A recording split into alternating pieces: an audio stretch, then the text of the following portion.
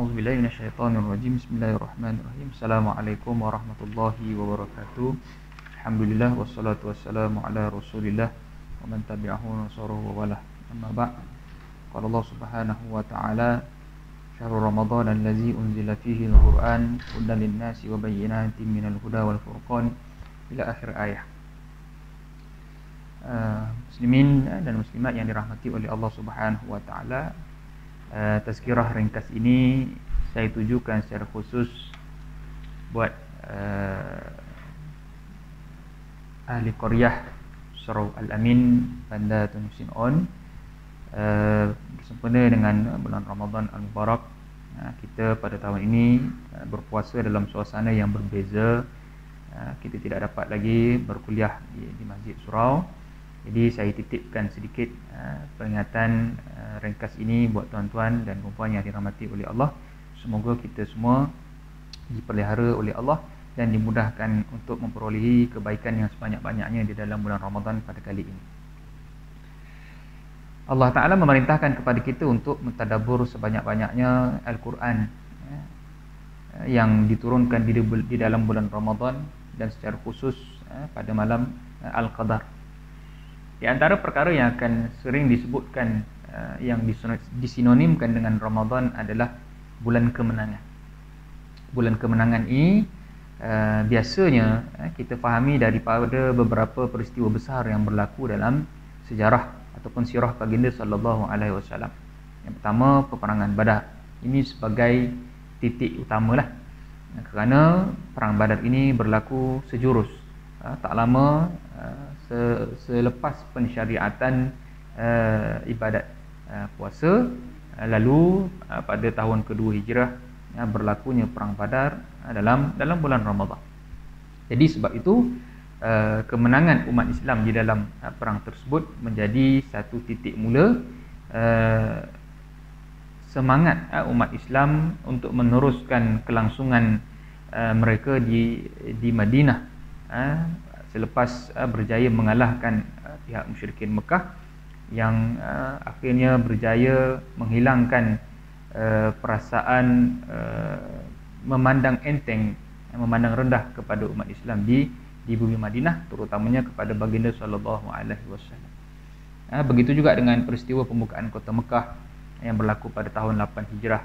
Kemudian seterusnya peperangan Tabuk, walaupun bermula pada bulan Rajab, tetapi berlanjutan sehingga bulan Ramadan pada tahun ke-10 Hijriah. Ini 3 peristiwa besar yang berlaku pada zaman Nabi sallallahu alaihi wasallam, dan setiap kali adanya ataupun setiap kali datangnya Ramadan pasti akan ada peristiwa-peristiwa besar yang berlaku terhadap umat Islam, dan biasanya peristiwa tersebut adalah peristiwa yang menggembirakan, yakni memberikan kemenangan kepada umat Islam.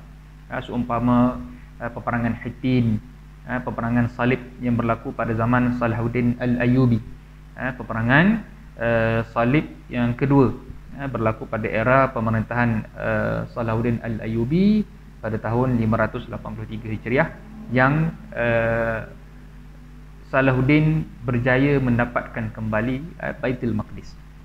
Kemudian disusuli pada tahun 658 Hijriah peristiwa perang Ain Jalut yang berlaku di satu tempat berdekatan dengan di Palestin juga, di satu tempat yang dinamakan sebagai Ain Jalut pada tanggal 25 Ramadan tahun 658 Hijrah. Itu juga peristiwa kemenangan umat Islam di tangan Mongol. Cuma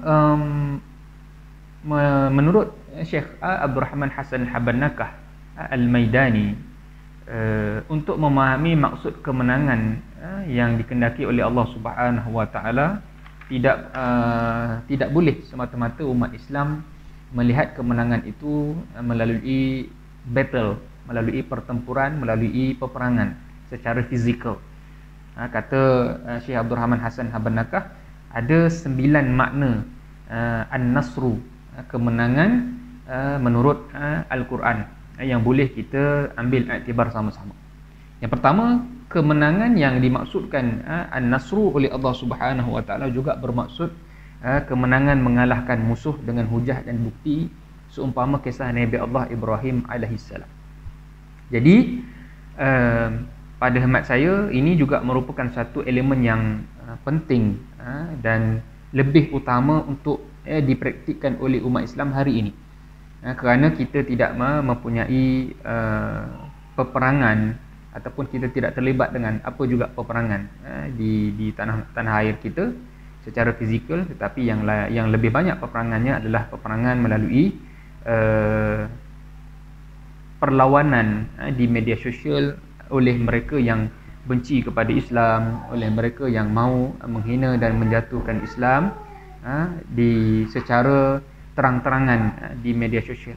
Dalam banyak serangan-serangan yang diberikan kepada umat Islam secara langsung dan secara tak langsung. Kita boleh lihat dalam bulan Ramadan ini tak kurang juga golongan LGBT, golongan kristenisasi dan macam-macam lagi musuh-musuh dari bermacam-macam aliran, tetapi masing-masingnya adalah disebutkan oleh para ulama al-kufru millatun wahidah, kesemuanya berfungsi untuk menjauhkan umat Islam daripada ajarannya yang sebenar.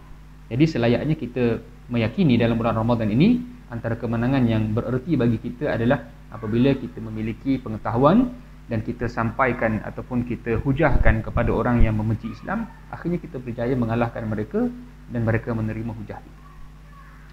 Kemenangan juga menurut Syekh Abdul Rahman Hassan Habanakah adalah menyatakan kebenaran dan musuh mengakui kesesatannya.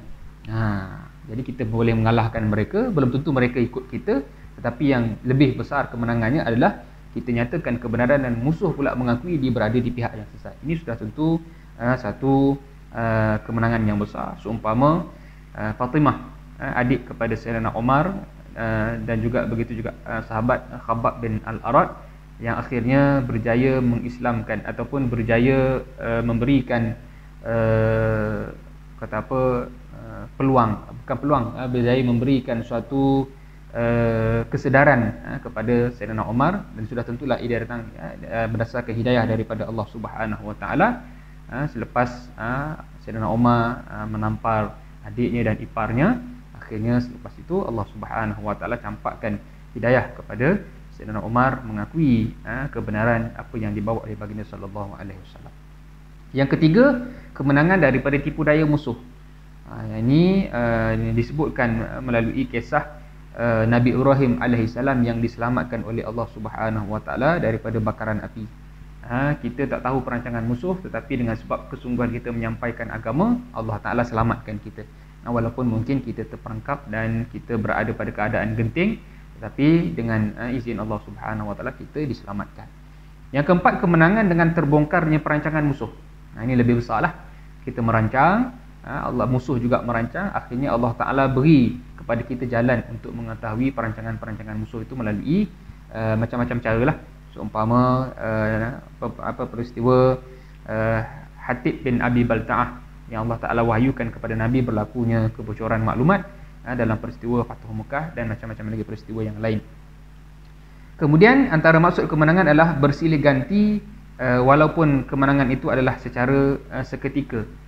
Seumpama perang Badar, kemudian perang Uhud, dan perang Salib. Perang Salib ada 7 ke 8 siri. Ada peperangan yang Islam menang, ada peperangan yang Islam kalah. Jadi tetap juga termasuk dalam maksud kemenangan berdasarkan mafhum daripada ayat-ayat Allah Subhanahu Wa Taala. Yang keenam, kemenangan melalui pembukaan kota Mekah, melalui peperangan, melalui usaha-usaha pembukaan yang dilakukan oleh umat Islam sepanjang zaman. Itu adalah apa yang kita fahami pada hari ini. Tetapi apa yang cuba dibawa oleh Syekh Abdul Rahman Hassan Habanakah, kemenangan itu bukan itu sahaja, ada maksud-maksud yang lain. Begitu juga yang ketujuh, kemenangan melalui turunnya balasan Allah terhadap musuh. Ini juga kegembiraan bagi orang beriman apabila kita tak mampu nak kalahkan musuh, lalu Allah Ta'ala turunkan bala kepada mereka. Sudah tentu dia menjadi khabar gembira lah. Kerana apa? Kita dah usaha macam-macam, tetapi Allah Ta'ala mudahkan kita melalui turunnya bala, walaupun kita bersedih, tapi itulah yang terpaksa kita terima. Seumpama Al-Quran menceritakan kisah para rasul terdahulu, Nabi Nuh, Nabi Musa, Nabi Saleh, kaum Nabi Lut, mereka dibinasakan dan Allah Ta'ala menyelamatkan para rasul. Yang ke-8, kemenangan keimanan orang ramai melalui terbunuhnya pendakwah. Orang yang berdakwah tak ada orang ikut dia, tapi bila dia mati, ataupun orang yang ikut dia tak ramai. Tapi bila dia mati baru ramai yang ikut dia. Maka ini juga termasuk dalam kemenangan. Seumpama gulamud dakwah yang Allah Taala ceritakan dalam surah Al-Buruj. Qutila ashabul ukhdud an-nari zatil waqud. Dia terbunuh barulah lepas tu semua orang masuk Islam, walaupun akhirnya semua sekali diuji oleh Allah Subhanahu Wa Taala, tetapi jasa dengan terbunuhnya dia akhirnya semua orang masuk Islam. Kadang-kadang memang Allah Taala takdirkan begitu ketika pendakwah hidup, ulama hidup, tak ada orang nak ikut. Bila ulama tu dah tak ada, barulah Allah Taala berikan hidayah kepada mereka. Yang kesembilan, kemenangan apabila kaum yang dikalahkan akhirnya menganut ajaran Islam.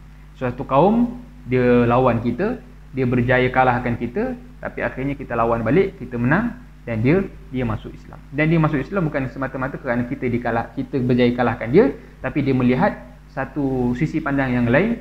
Apa yang dia buat dahulu kepada orang Islam tak buat balik kepada dia apabila orang Islam berpeluang untuk melakukannya. Seumpama pengislaman sebahagian daripada orang-orang Mongol, walaupun mereka berjaya mengalahkan Islam dengan begitu dahsyat, pembunuhan yang begitu besar, tapi bila mereka kalah, mereka tak diperlakukan sebagaimana mereka perlakukan kepada Islam, dan itu antara jalan yang membuka hati mereka untuk menerima Islam. Jadi ini sebahagian daripada makna-makna kemenangan yang ada dalam Islam. Jadi secara kesimpulannya boleh kita katakan hari ini umat Islam selayaknya menumpukan kepada usaha kemenangan melalui ilmu dan hujjah. Kerana mukjizat nabi-nabi terdahulu, seumpama Nabi Musa tongkat boleh belah laut, tetapi mukjizat terbesar bagi umat akhir zaman adalah Al-Quran. Dalam erti kata yang lain, sebenarnya Allah Ta'ala memberikan mukjizat kepada Nabi adalah ilmu, iaitu kehujahan kita kepada musuh-musuh ataupun kepada orang-orang yang sebenarnya mereka lemah kefahamannya terhadap agama, maka memerlukan kepada penghujahan, memerlukan kepada menambah keyakinan mereka bahawa Islam ini adalah ajaran yang betul. Jadi sama-sama kita kemaskan ilmu, sama-sama kita sampaikan ilmu berdasarkan hujah dan rasional akal yang selari dengan petunjuk wahyu Allah Subhanahu Wa Taala. Selamat berpuasa buat semua ahli Korea, Surau Al-Amin, Bandar Tun Sin On. Semoga kita semua dirahmati oleh Allah dan diberikan keberkatan oleh Allah dalam bulan Ramadan ini dan juga selepas daripada Ramadan. Wallahu alam. Assalamualaikum warahmatullahi wabarakatuh.